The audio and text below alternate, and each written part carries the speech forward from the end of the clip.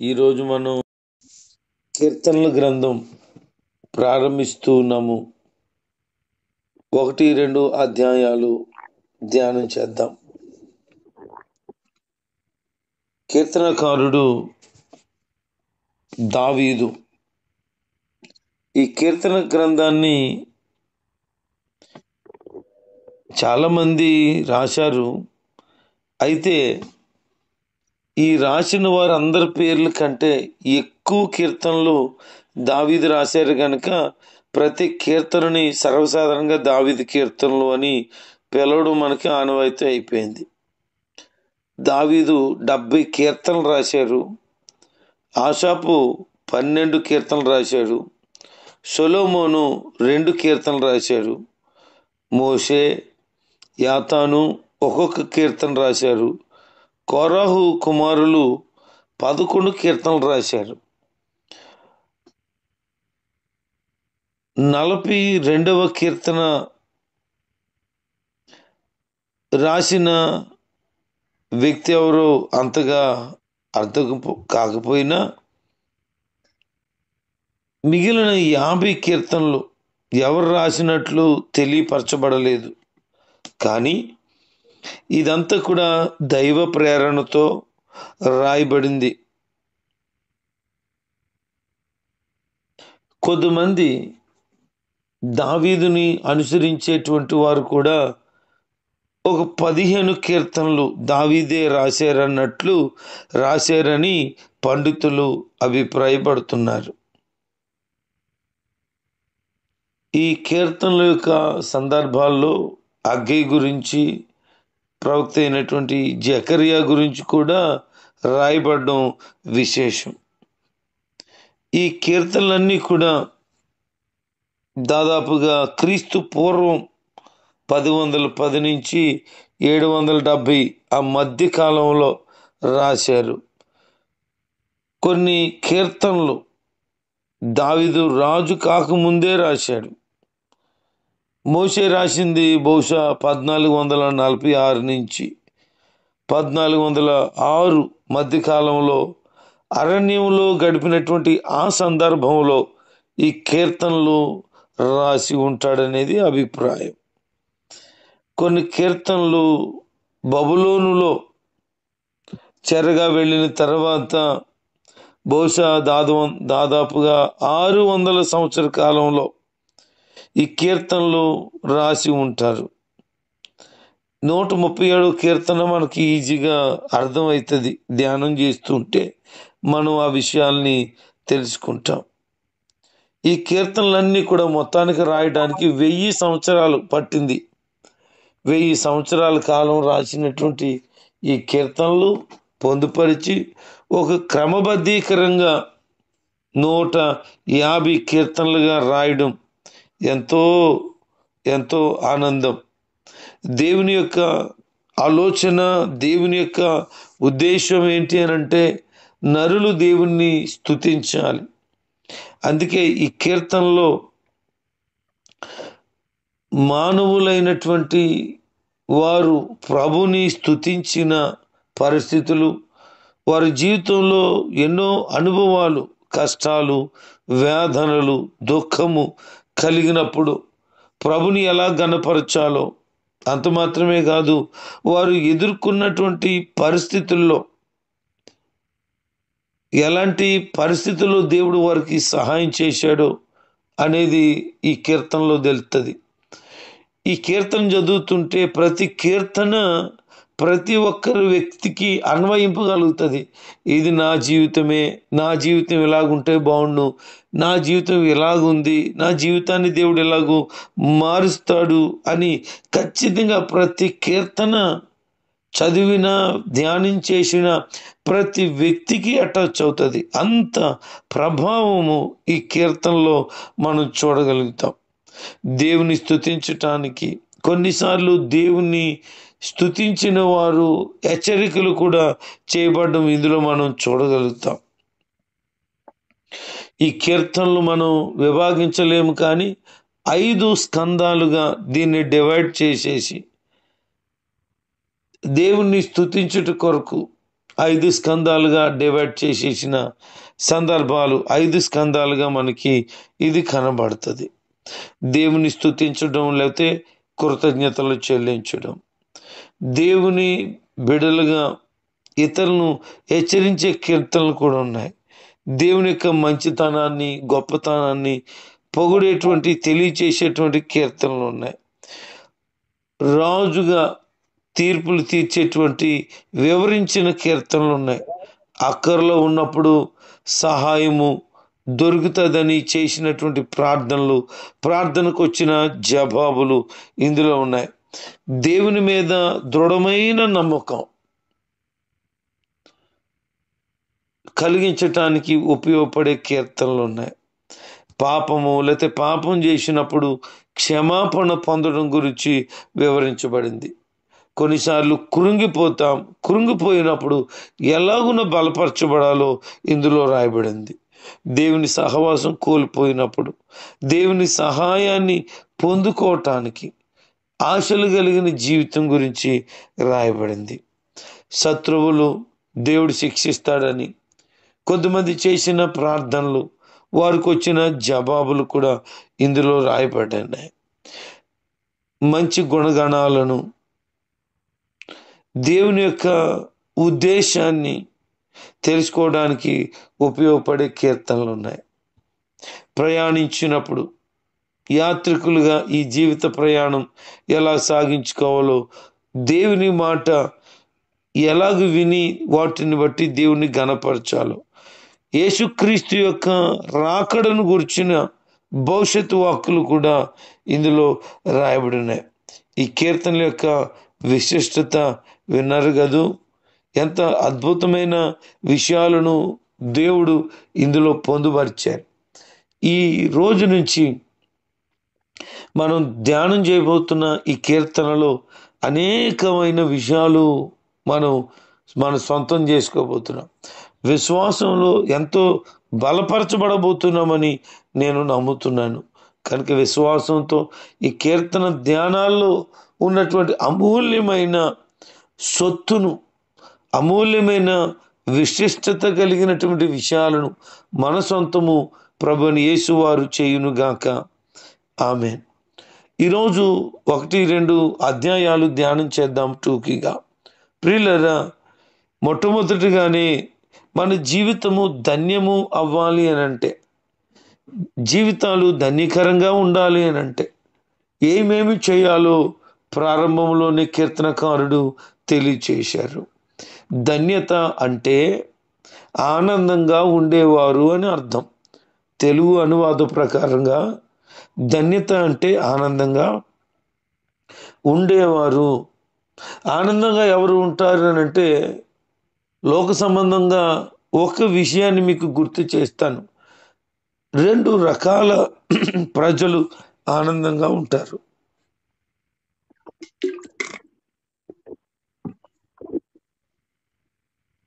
వారిలో మొదటి వారు పిల్లలు. వారు ఎప్పుడూ ఆనందంగా ఉంటారు.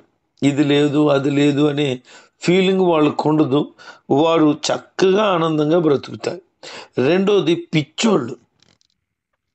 వాళ్ళు ఎప్పుడూ హ్యాపీగా ఉంటారు. వాళ్ళు తింటారని కానీ, బట్టల గురించి కానీ, లేకపోతే ఇతరమైన అవసరతల గురించి కానీ ఏమీ వాళ్ళకి ఆలోచన ఉండదు. వాళ్ళు చాలా హ్యాపీగా ఉంటారు. నేను చెప్తున్న ఈ మాటలు వాస్తవాలే. అయితే ఈ లోకంలో ఉన్న చిన్నపిల్లలు కానీ, పిచ్చోళ్ళు కానీ ఆనందంగా ఉంటారు అనేది ఒక ఎత్తు అయితే, నిజమైన ఆనందాన్ని కలిగి ఉండటానికి మనం చిన్నపిల్లలు లేకపోతే పిచ్చివారు వలె మారనవసరం పని లేదు. ఎందుకంటే దేవుణ్ణి కలిగి ఉన్నవారు తెలిసి ఆనందంగా ఉండగలుగుతారు. కష్టాలైనా, సమస్యలైనా, ఇబ్బందికరమైన పరిస్థితులైనా, ఎట్టి స్థితి కలిగి ఉన్న ఆనందంగా ఉండగలుగుతారు. జీవితం తెలిసి ఉండగలిగినప్పుడే పరిపూర్ణతలోనికి వస్తుంది.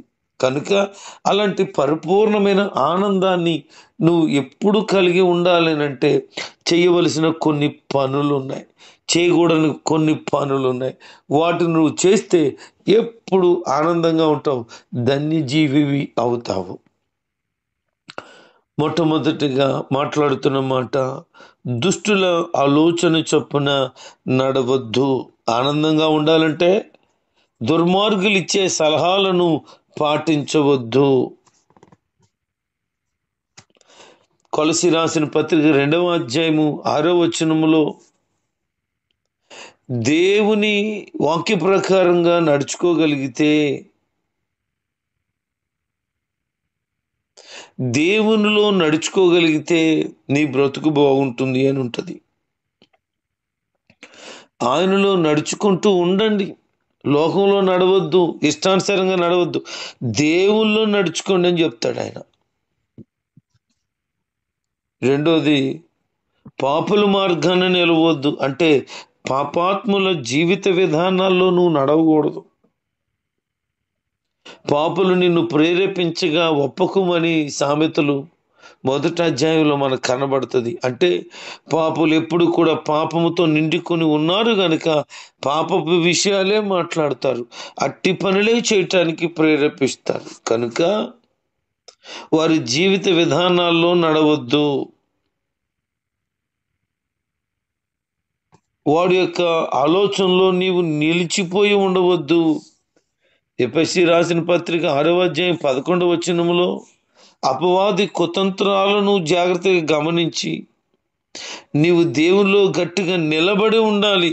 ఎందుకంటే అపవాదిని, వాడి తంత్రాలను ఎదిరించడానికి, శక్తివంతుడిగా ఉండటానికి నీవు ఈ కవచమును ధరించాలి అని ఎఫెసీ 6:11లో మనకు కనబడుతుంది. అంటే నీవు ఎక్కడ నిలబడుతున్నావు, నువ్వు ఎలాంటి మార్గంలో నడుచుకుంటున్నావు ఒకసారి జ్ఞాపకం చేసుకో. అది చెడు మార్గమా, పాపపు మార్గమా, నాశనం చేసే మార్గమా, అన్యాయ మార్గమా, మోసంకరమైన మార్గమా, శరీర ఇచ్చలను నెరవేర్చే మార్గమా, ఎటువంటి మార్గంలో నువ్వు వెళ్తున్నావు? అపహాసకులు కూర్చుండే చోట కూర్చుండొద్దు అన్నాడు. అంటే పరిహాసం చేసేవాళ్ళు, ఇతరులని హేళన చేసేవాళ్ళు, అలాంటి వారు ఉంటారు, కూర్చుంటారు, అలాంటి మాటలే మాట్లాడతారు. కనుక ఇతరుని హేళన చేసే మాటలు మాట్లాడేవాళ్ళు దగ్గర నువ్వు ఎప్పుడు కూర్చోవద్దు. ఇమ్మీడియట్గా లేచి వెళ్ళిపోవాలా. ఎఫెసీ 2:6లో గనక మనం చూస్తే, యేసుక్రీస్తు యొక్క మహిమ సింహాసనం మీద మనల్ని కూర్చుండబెట్టుకోవాలనుకుంటున్నాడు అనుంది. అంటే మనం ఎక్కడ కూర్చోబోతున్నాము? ఆయన కుడిపార్శ్వం మీద సింహాసనాసీనుడై ఉండగా కూర్చోబోతున్నాం. మరి నువ్వెక్కడ కూర్చుంటున్నావు? అసహ్యమైన స్థలాల దగ్గర కూర్చుంటున్నావు, ఇతరులు నిన్ను అవమానించే స్థలం దగ్గర కూర్చుంటున్నావు. కొంతమందిని గమనించాను నేను, ఆ దారంట వెళ్ళిపోతుంటే కూర్చున్న వాళ్ళు వెళ్ళిపోయిన వాళ్ళు కామెంట్ చేస్తారు, ఈ మనిషిరా, ఆడరా, ఈడరా, ఇలాంటోడ్రా, అలాంటోడ్రా. మళ్ళీ ఇంకొక వ్యక్తి ఆ దారంట వెళ్తే మొదటి వ్యక్తిని వదిలేస్తారు, ఈ తర్వాత వచ్చిన వ్యక్తి గురించి మాట్లాడడం మొదలెడతారు. ఆ తర్వాత వచ్చి ఇంకో వ్యక్తి వస్తే తన గురించి మాట్లాడతారు. ఒకవేళ గుంపులో నుంచి నువ్వు వెళ్ళిపోతే వెనకాల ఉన్న వాళ్ళు నీ గురించి మాట్లాడతారు. ఇది అపహాస్యకులు చేసేటువంటి అపహాస్యం. కనుక ఎట్టి పరిస్థితుల్లో అలాంటి వారి దగ్గర కూర్చుంటే నీవు కూడా ఇతరుల్ని అపహసించే వ్యక్తిగా అయిపోతావు. జాగ్రత్త. మరి ఏం చేయాలి, ఎక్కడుండాలి, ఎలా నడవాలి అని అంటే, దేవుని వాక్యమందు ఉండి వాక్యంలో ఆనందిస్తూ రాత్రి పగలు కూడా దాన్ని ధ్యానిస్తే నీవు ఆనందంగా ఉంటావని చెప్తున్నాడు. నిజంగా ప్రియులరా, వాక్యపు ధ్యానంలో ఏ వ్యక్తి ఉంటాడో వారు పరిపూర్ణమైన ఆనందంతో ఉంటారు. ఎన్ని రకాలైన పరిస్థితులు అతని మీద, ఆ వ్యక్తి మీద చుట్టుముట్టినట్లు కనబడినా వాటి ఏమీ లెక్క చేయకుండా చాలా హ్యాపీగా ఉంటారు. కనుక అటు ఆనందం నీకు కావాలనుకుంటే ఇలాంటి పనులు చేయగొట్టడం మానే, ఇలాంటి వారి దగ్గర కూర్చోవడం మానే, అలాంటి మార్గంలో నడవడం మానే. దేవుని వాక్యం దివారాత్రములు ధ్యానిస్తే నీ జీవితం ఎలా ఉంటుందో తెలుసా? నీటి కాలువ ఒడ్డును నాటబడిన చెట్టు వేర్లు ఆ నీటిలోకి తన్ని అది ఎప్పుడు పచ్చగా ఉంటుంది కదా, నీ బ్రతుకు కూడా అలాంటి పచ్చగా ఉంటుందని చెప్తున్నాడు. అంత మాత్రమే కాదు, తగిన కాలంలో ఫలిస్తావు. ఆ చెట్టు నీరు సమృద్ధిగా ఉంది కనుక ఏ కాలములో ఆకులు, ఏ కాలములో పుష్పములు, ఏ కాలములో పండ్లు కాయలో పెర్ఫెక్ట్గా కాస్తుంది. అలాగ నువ్వు తగిన కాలంలో ఖచ్చితంగా ఫలిస్తావు. అంటే ఒక క్రమబద్ధీకరమైనటువంటి ఒరవడి కలిగిన జీవితం నీ సొంతం అయిపోద్ది అన్నమాట.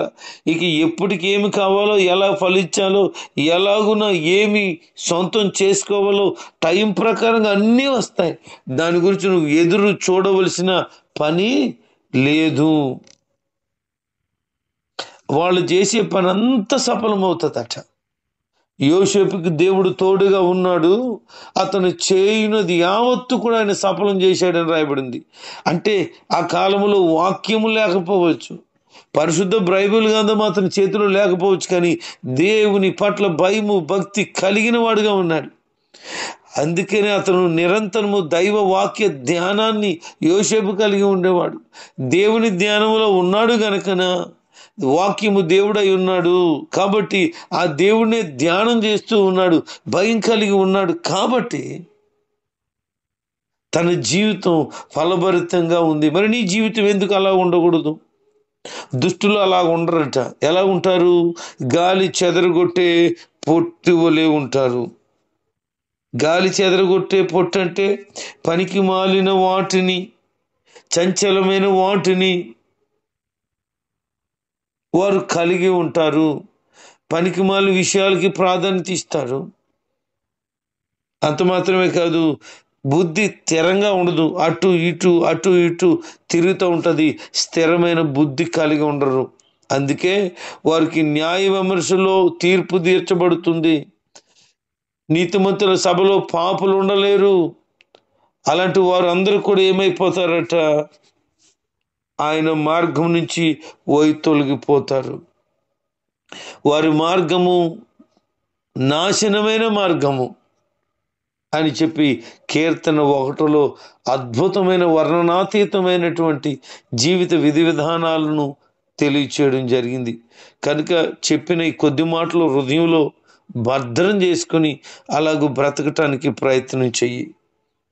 2వ కీర్తన అంతా కూడా అభిషక్తుడైన యేసు క్రీస్తు గూర్చి ప్రవచనాత్మకంగా చెప్పబడింది.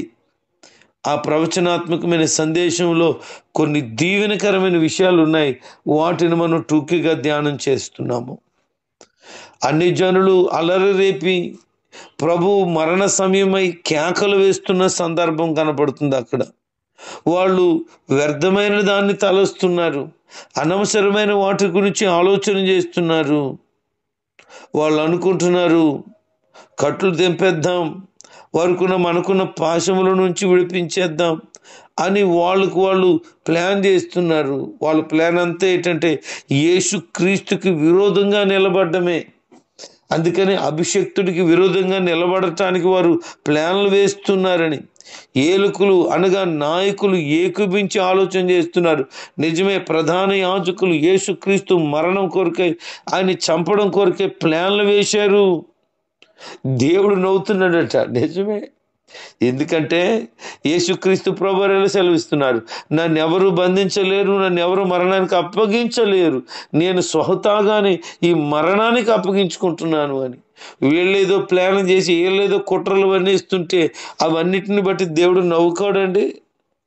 కొన్ని సందర్భాల్లో పిల్లలు చేసే వెకిలి చేష్టలను చూసి నవ్వుకుంటాం, వాళ్ళు తింగర పనులను చూసి నవ్వుకుంటాం. దేవుడు కూడా అంతే నవ్వుకుంటున్నాడు. ఏదో నా కుమారుడు మీరు చంపేయడానికి ప్లాన్లు చేసేస్తున్నారు అనుకుంటున్నారు, నా సెలవు లేకుండా ఏమీ జరగదు. అందుకని పేతురుతో యేసుక్రీస్తు ప్రభు వారు సెలవిస్తున్నారు, ఏంటి పేతురు తొందరపడ్డావు, ఆ కత్తి తీసుకున్న సైనికుడి చెవి నరికేశావు? నేను వేడుకుంటే దేవదూతలు దిగిరారనుకుంటున్నావా ఏంటి? నేను ఒక్కసారి అడిగితే 12 సేనా వ్యూహాలు దిగుతారు. ఒకరు కారు 100 కారు లక్షలాది దేవదూతలు దిగొచ్చేస్తారు. మామూలుగా అనుకుంటున్నావా ఏంటి? తొందరపడుతున్నావు? నేను నీతి యావత్తు ఇలాగ జరగవలసి ఉంది కనుక నేను వెళ్తున్నాను తప్ప నన్ను ఎవ్వరు కూడా పట్టుకోలేరు, నన్నెవరు మరణానికి అప్పగించలేరు. స్వహతాగా నేను ఈ పని చేస్తున్నాను అన్నమాట.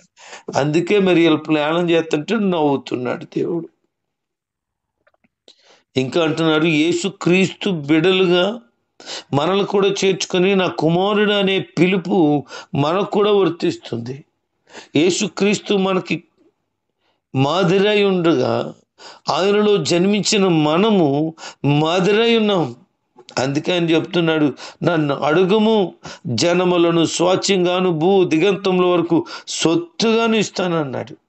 యేసుక్రీస్తు కొరకైన ఈ మాట యేసుక్రీస్తులో ఉన్న ప్రతి ఒక్కరి జీవితంలో ఇది తప్పక నెరవేరుతుంది. అందుకే నువ్వు ప్రార్థన చేసేటప్పుడు వాగ్దానాన్ని ఎత్తుపట్టుకొని ప్రార్థన చేయి, ఆయన అడుగు. ఎంతైనా ఏమైనా ఇవ్వడానికి సమర్థుడు.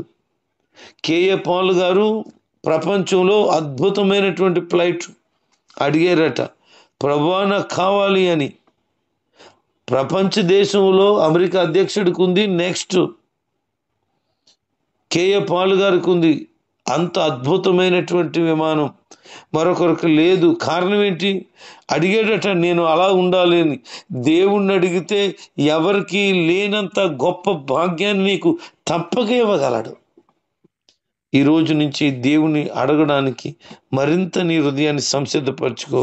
నీకు ఏది కాదు అని అండవు, అన్నిటినీ నీ మేలు కొరకే తప్పక జరిగిస్తాడు. ఒకవేళ ఏదైనా ఇవ్వలేదంటే అది నీకు కీడో నష్టాన్ని కలిగిస్తుందంటే ఎవరు తప్ప ఖచ్చితంగా ఆయనకు మహిమ కలుగుతుందనే ప్రతి దాన్ని ఇవ్వటానికి ఆయన ఇష్టపడుతున్నాడు. ఆయన యందు భయభక్తులు కలిగి ఆయన్ని సేవించండి అని, ఆయన పట్ల భయము కలిగి, ఆయనంటే వణుకు కలిగి, అంటే హృదయంలో అట్టి మనసు కలిగి మీరు ఉండాలని. యేసుక్రీస్తుని నమ్ముకోండి. ఆయన ముద్దు పెట్టుకోవడం అంటే ఆయన అంగీకరించండి. ఒకవేళ అలా అంగీకరించకపోతే నీకు శాపం కీడు వస్తుందేమో అని ముందుగానే హెచ్చరిక చేస్తున్నాడు. కాబట్టి నీవు దేవుని వాక్యానుసారమైనటువంటి జీవితాన్ని కలిగి ఉండి ఆయన్ని ఆశ్రయిస్తూ ఆయనలో సాగిపోతే నువ్వు ఎప్పుడు కూడా ఆనందంగా ఉంటావు. కనుక ఆనందాన్ని ఈ రోజున బారుల్లో వెతుక్కుంటున్నారు, సినిమా హాలుల్లో వెతుక్కుంటున్నారు, పేకాటలో వెతుక్కుంటున్నారు, పరాయి కొంపలో వెతుక్కుంటున్నారు, ఇలాగ అసహ్యమైన కార్యాలలో వెతుక్కుంటున్నారు. నీకు ఎక్కడ క్రీస్తు ఇచ్చే ఆనందం దొరకదు. అలాంటి ఆనందాన్ని పొందలేవు. యేసు ప్రభు ఇచ్చే ఆనందం పరిపూర్ణమైనది.